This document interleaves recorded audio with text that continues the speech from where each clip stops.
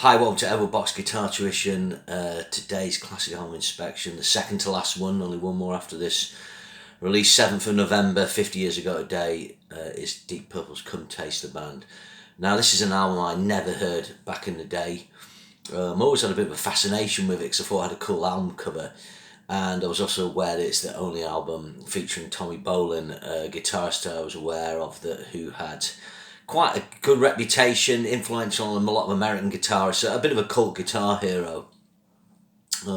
Interesting time in the history of Purple. Basically, Blackmore dislikes the funky direction of Stormbringer. If you think about it, Hughes and Coverdale coming on the Burn album, which is very much like a Deep Purple classic sound, but with those two singing. And I think it's actually the best Purple album, and I think it's most people's certainly third favourite.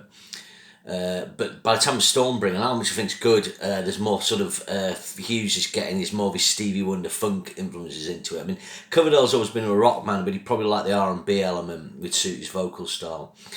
Blackmore doesn't like this, and obviously goes off to form Richie Blackmore's Rainbow, and the rest is history. Bolin comes in, they auditioned Clem Clempson of Humble Pie, very good player, but he didn't get the job. Bolin came in and really wowed them. He just used sort of stock amps and borrowed a guitar. I think at the time, reading on Wikipedia about this, I'm going to assume it's a reasonable source, Bolin was obviously keen to kind of promote his solo career and get his name out there more. He wouldn't have been very well known at all in Europe and the UK. Obviously been in James Gang, I think replacing Joe Walsh. Been in the band Zephyr. He got great kudos for playing on Billy Cobham's Spectrum album. So Bolin's a different animal from Blackmore. He uses an Echoplex, he uses delay, different effects. He's a bit more freeform at times. His background is more jazz rock and funk, but I do think he plays well on this. So the debate with this album is it a Deep Purple album? And certainly compared to what's gone before, and minus The Man in Black, you can see why some people don't like this, or you can see why some people will be like, well, it's not Deep Purple. But I do think it's a really good record. I think there's strong songwriting performances, but there is issues with it. I've been listening to the original version. I've also listened to the Kevin Shirley remixes, which are really good, and I recommend going to those. There's a bit more punch, and it just brings things out more. The biggest criticism of this album is there's very little John Lord on this. He doesn't get many keyboard solos. I think at the time he might have been struggling with alcohol or was sick of the band, and he was a little bit absent from this. Also, Glenn Hughes sings far less than he did on Burn or Stormbringer because he went to rehab because of his cocaine addiction. At the time, the band said he had liver problems, which, you could have if you're drinking a lot. But the other big issue with this, when they went on tour, was no one was aware of the extent of Bolin's heroin addiction, the thing that would kill him eventually in 1976. Famously, he injected in his hand or something, it went numb, and he could barely play. I've got to say, when you listen to the live performances of Tommy Bolin, I think that's where his reputation gets junked a bit. There's a lot of really bad performances, and he refused to sort of learn the Blackmore parts. And it's an ego thing with guitarists replacing other guitarists. Some just like, well, I'm not playing it like he did. But the thing, solos like Highway Star, Child in Time, you really need to follow some of those, or most of those salient points. A good example, you get J.K. Lee going into Ozzy's band, and he still brought out a lot of those main factors in there, Andy Rhodes solos, but still putting his own spin on it. But Bolin didn't do that, plus combined with his drug use, things really imploded on the tour. And eventually they split at the end of it.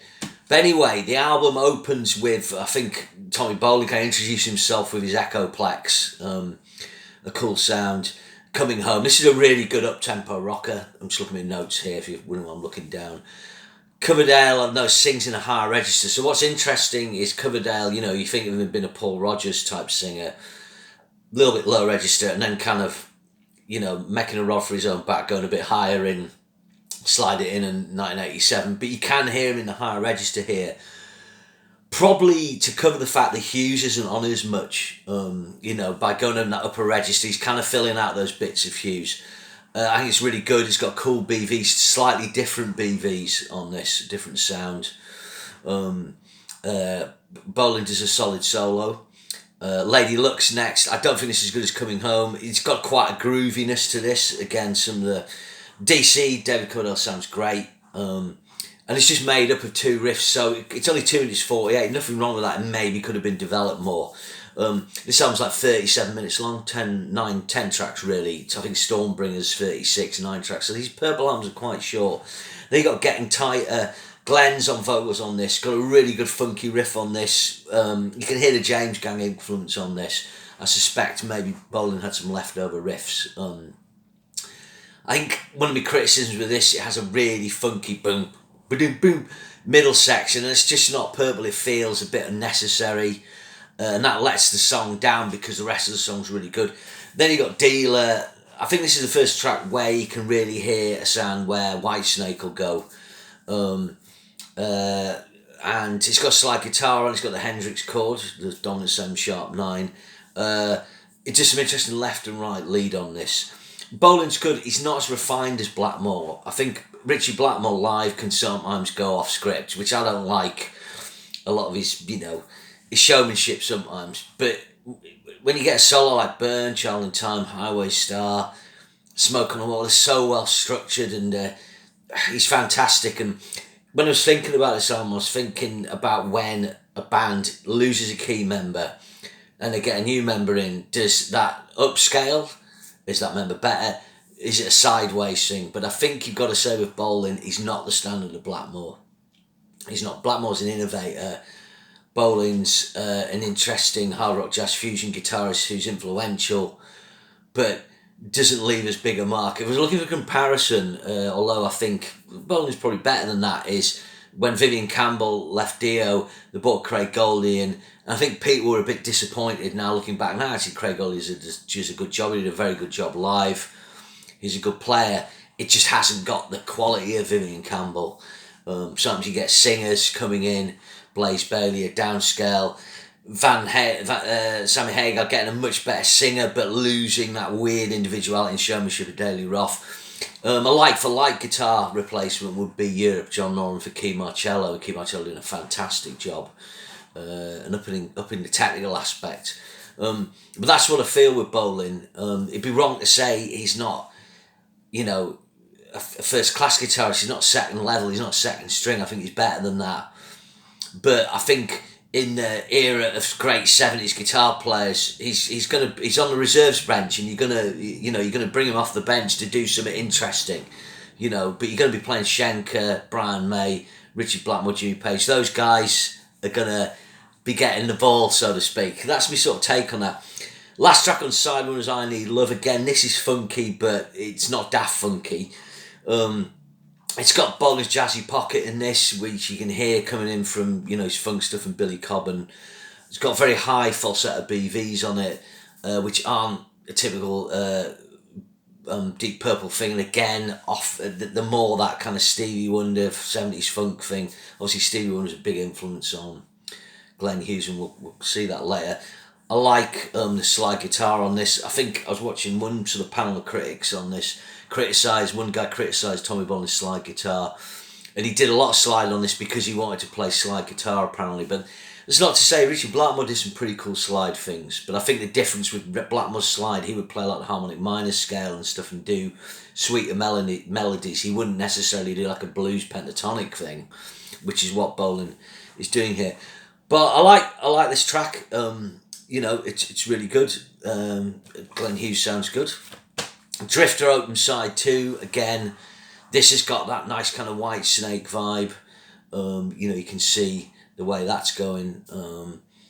I put here Mark III era. Yeah, this would fit in more on the Burn Stormbringer thing.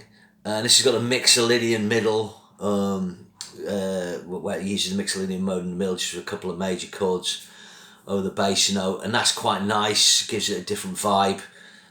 Again, really good track. Love Child's next as well. Another high vocal from Coverdale, very high on this one, good groove. John Lord uses a strange keyboard sound for this, it's a bit like, one of those, it's probably some weird Moog thing, I don't know. But again, I put a little note, there's just no trade-offs on this. There's no sort of like Bolin doing a line, Battling with Lord, that's something that's been lost, which was always a trademark of Deep Purple. So that's like it's one aspect of this album where you're like, well, you've lost something very purpley. So the next two tracks is this time around an ode to G. Now these go together on the original album. On the Kevin Shirley remix, they're separate. We'll look at them separately. This time around, it's just a very sort of Stevie Wonder-esque kind of ballad with very jazzy chords, almost a gospel, huge vocal. Something he's very good at.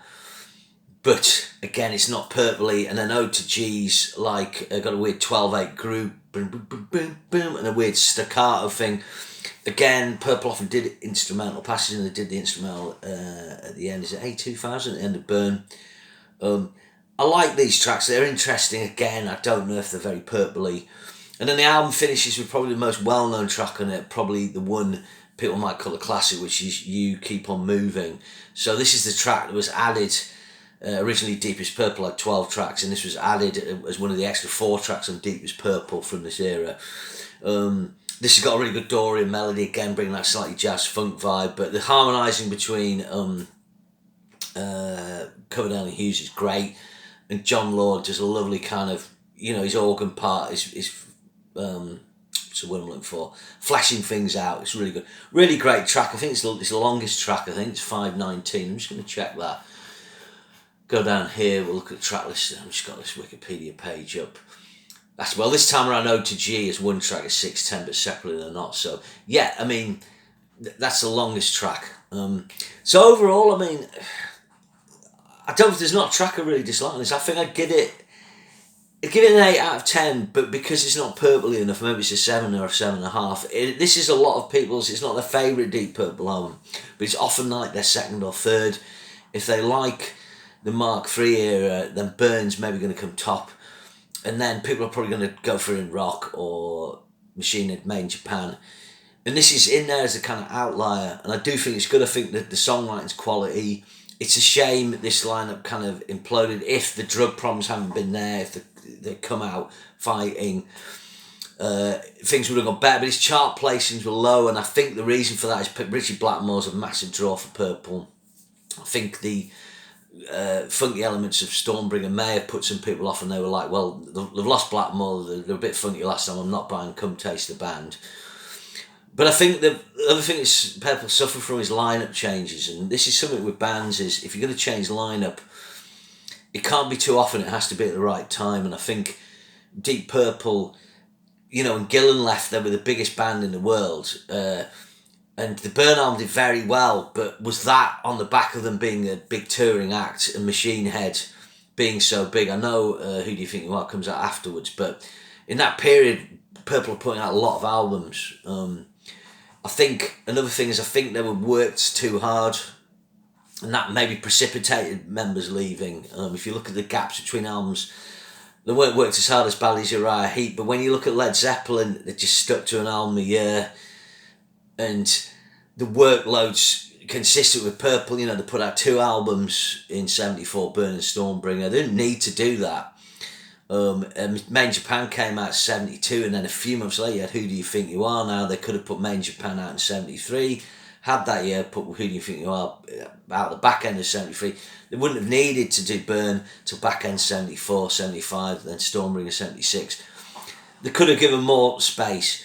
But I think audiences don't like lineup changes too many. And you get examples where, like, Paul Di'Anno was given the boot from Maiden in the upscale with Bruce. And then when Clive Burr went, Nicker came in and there'd been a period, Dennis Stratton only did one album, and so on. There's a kind of balance there. But people like familiarity, they like to build a bond. I think rock fans as well. Normie rock fans, they'll go and see AC/DC, and as long as it's Brian and Angus, they don't care. Whereas someone like myself, I want to see Phil Rudd, Cliff Williams and Malcolm. Fortunately, I didn't get to see Bon. So I think that affected Purple, and I think it's affected this album. But time gives a different perception. In the years after this, people would have been like, yeah, Come Taste the Band is shit. Oh, let's get Perfect Strangers. And then Ian Gillan leaves, and then you get Steve Morrison. What happens is the stretch of a band's history becomes different, the perception, the time perception changes, and you go back and you listen to this and you're like, well, actually, this is a good hard rock, heavy rock record. of its time. So yeah, I think I've covered all that there. Sorry I didn't have a shave. And I'll see you again for the final ever classic album inspection. And thanks very much. Remember, share and subscribe.